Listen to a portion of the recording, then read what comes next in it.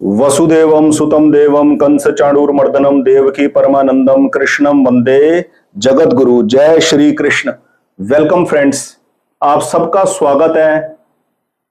Channel का नाम change कर एस्ट्रो होरोस्कोप रीडर से एस्ट्रोलॉजी गाइड 1 किया गया है। मैंने अपनी सुविधा के लिए किया है, थोड़ा कॉम्पैक्ट नेम मैं थोड़ा सर्च कर रहा था। तो आप सबका स्वागत है चैनल के ऊपर। और आज एक नई वीडियो सीरीज तो वैसे चल रही है, नक्षत्र तारा मंडल के अंदर दूसरे नक्षत्र भरणी नक्षत्र के पहले और दूसरे चरण में जन्मे जातक का बिहेवियर नेचर के बारे में मैं वीडियो बना चुका हूं। तीसरे चरण के बारे में वीडियो बनानी है, लेकिन बीच में आज की एक वीडियो खास वीडियो है, कर्ज से छुटकारा कैसे पाए। बहुत लोगों के साथ डिस्कशन होता है, लोगों का फोन आता है, क्लाइंट्स का फोन आता है, तो जनरली ये समस्या आदमी डिस्कस करता है, जी मेरे ऊपर ना कर्ज है, उससे बचने का कोई उपाय बताओ, उससे छुटकारा पाने का कोई उपाय बताओ।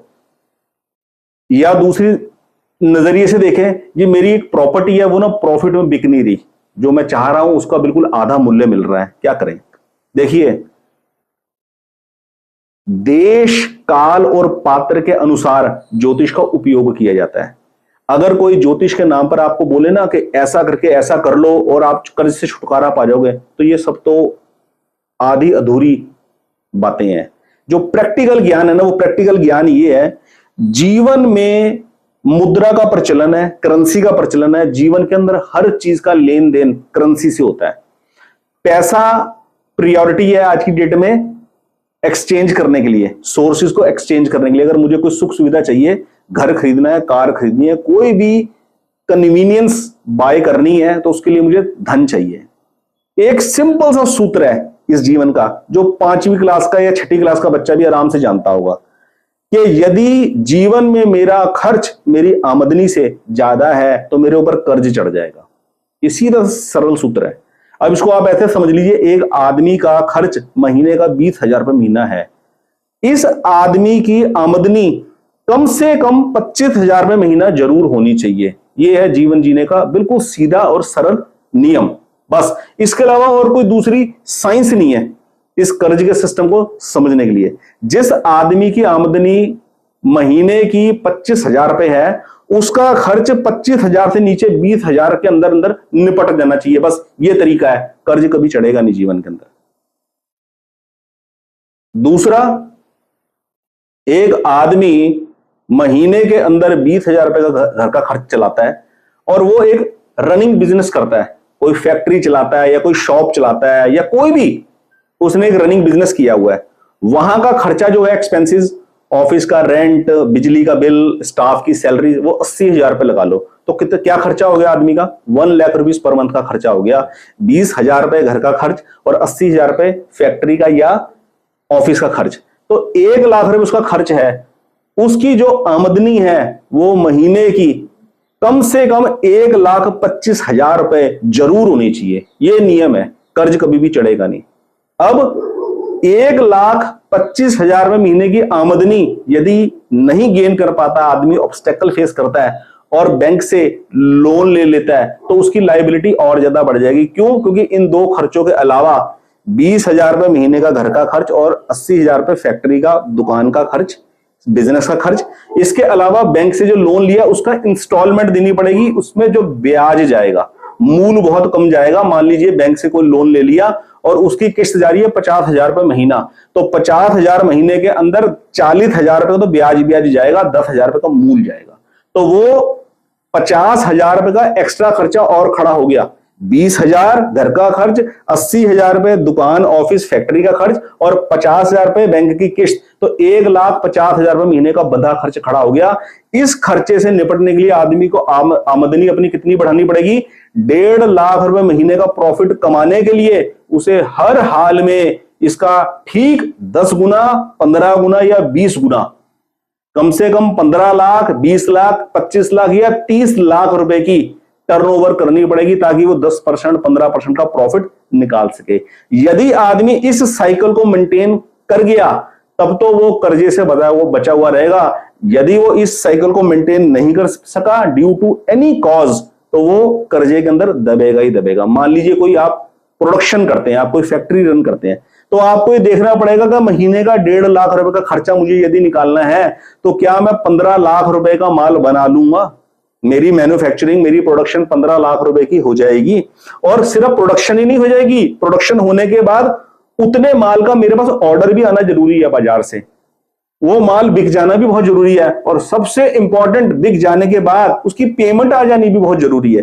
ये 3 स्टेप यदि क्वालिफाई हो गए तब आदमी कर्ज के प्रोसेस से बच जाएगा। अब बैंक से लिया हुआ जो लोन है उसका जो टेन्योर है वो 5 साल है या 7 साल है, तो 7 साल तक ये साइकिल बिल्कुल कंसिस्टेंटली मेंटेन रहनी चाहिए, तब आदमी कर्ज से बचा हुआ रहेगा। बीच में कहीं भी कोई ऑब्स्टेकल क्रिएट हो गया तो आदमी ये सोचता है मेरी ग्रह दशा खराब आ गई और मेरा कोई एस्ट्रोलॉजिकली कुछ प्लेनेट खराब हो गया, कोई प्लेनेट गलत प्रभाव दे रहा है जिस वजह से मैं दुखी हो रहा हूं। ये कंडीशन किसी भी आदमी के ऊपर किसी की भी ग्रह की महादशा के अंदर आ सकती है। किसी की गुरु की दशा होगी तब भी वो ये प्रॉब्लम फेस कर सकता है, किसी की राहु की दशा होगी तब भी ये प्रॉब्लम फेस करता है, मंगल की दशा होगी, शनि की दशा होगी तब भी, क्योंकि ये जो कंडीशन है ये देश काल के हिसाब से है, और हैंडल करने वाला पात्र कैसा है ये उसके ऊपर डिपेंड करेगा कि वो कितना नॉलेजेबल है, वो एस्ट्रोलॉजी का इस्तेमाल किस तरीके से करता है। इस तरीके के कितने भी टोने टोटके करते रहो, छुआरे बांध के लाल कपड़े में तिजोरी में रख दिए, या फैक्ट्री के दुकान के या ऑफिस के कंपनी के गेट के ऊपर कुछ टांग दिया या बांध दिया, उससे कर्जे से मुक्ति मिल जाएगी। मेरा तो अपना एक्सपीरियंस है, इन सब चीजों से तो कर्जे से मुक्ति नहीं मिलेगी।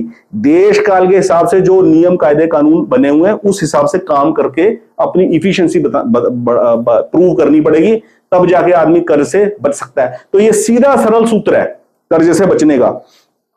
यदि महीने का खर्च आपका 100 रुपए है तो महीने का खर्च 100 रुपए है तो आपकी आमदनी 120 रुपए 125 रुपए जरूर होनी चाहिए। और दूसरा पहलू यह है कि यदि आपकी आमदनी कम है, मान लीजिए आपकी आमदनी 50 रुपए महीने की है, तो आपका खर्च किसी भी हाल में 50 रुपए से ज्यादा नहीं जाना चाहिए। ये सीधा सा सरल सूत्र है।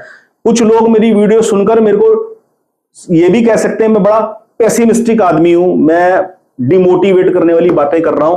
मैं कह रहा हूं कि अपना खर्चा आमदनी से कभी भी ज्यादा नहीं होना चाहिए, बल्कि मुझे यह बोलना चाहिए कि आपका जितना खर्चा है आपकी आमदनी उससे ज्यादा होनी चाहिए। ये सब हवाबाजी की बातें हैं, ये सब हवाबाजी की बातें कि मेरे जितने खर्चे हैं ना मेरी आमदनी उससे ज्यादा की होनी चाहिए। अरे भाई, यदि आपका काम एक गाड़ी से चलता है और एक पुरानी गाड़ी से आपका काम चलता है, एक सेकेंड हैंड गाड़ी लेकर आपका अपना ऑफिस का आना जाना, परिवार का गुजर बसर चलती है, तो आपको बैंक से लोन लेकर एक ऐसी गाड़ी लेने की क्या जरूरत है जिसकी 25-30 हजार रुपए की किस्त बनती है।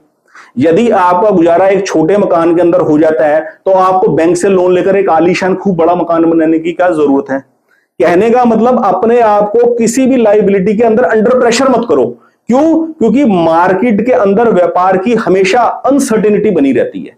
आज आपको अच्छे ऑर्डर्स मिल रहे हैं, आज आपकी अच्छी प्रोडक्शन चल रही है, कल को हो सकता है ड्यू टू एनी सर्कमस्टांसेस ये चेन डिस्टर्ब हो जाए, डिस्ट्रैक्ट हो जाए ये चेन, और आप खूब ईमानदारी से माल की प्रोडक्शन भी कर रहे हो, बना भी रहे हो और आप डिलीवर भी कर रहे हो, लेकिन वहां से पेमेंट नहीं आ रही। कोई फायदा हुआ? इतनी मेहनत करके माल बनाया, कच्चा माल खरीदने की पेमेंट करनी है, लेबर जिसने माल बनाया उसको पेमेंट देनी है, ट्रांसपोर्टेशन का पैसा देना है, बिजली के बिल भरने हैं, सारे कॉम्प्लायंस इश्यूज मेंटेन करने हैं, और उसके बावजूद वहां से पेमेंट नहीं आई, सारी चेन डिस्टर्ब हो जाएगी।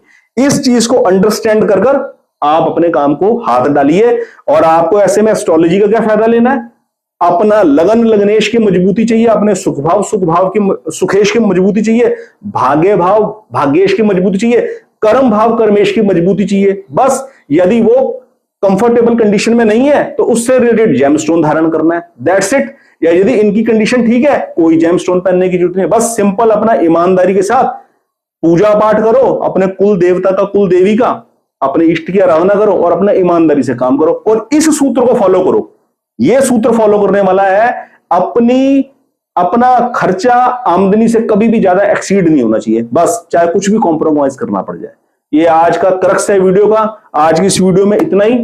बाकी ऐसा कोई चमत्कार यदि कोई आदमी एक्सपेक्ट करे कि मैंने कर्ज ले लिया, इंस्टॉलमेंट निकल नहीं रही, कोई ज्योतिषी मुझे ऐसा उपाय बता देगा कि एकदम से कोई चमत्कार हो जाएगा, तो ज्योतिषी फिर खुद यूट्यूब के ऊपर वीडियो ना बनाए, वो तो खुद ही करोड़ों रुपए ऐसे ही कमाता रहे, वो उपाय कर करके करोड़ों रुपए कमाता रहे। यदि भाई साहब कुछ भी उपाय कर कर पैसा आता होता ना, तो इतने सारे लोग YouTube के ऊपर सारे वीडियो बना बनाकर लोगों को पैसा कमाने का तरीका नहीं सिखा रहे होते। तो ये क्रक्स है आज की वीडियो का, बिल्कुल प्रैक्टिकल होके चलो, बिल्कुल ग्राउंड टू अर्थ होके चलो।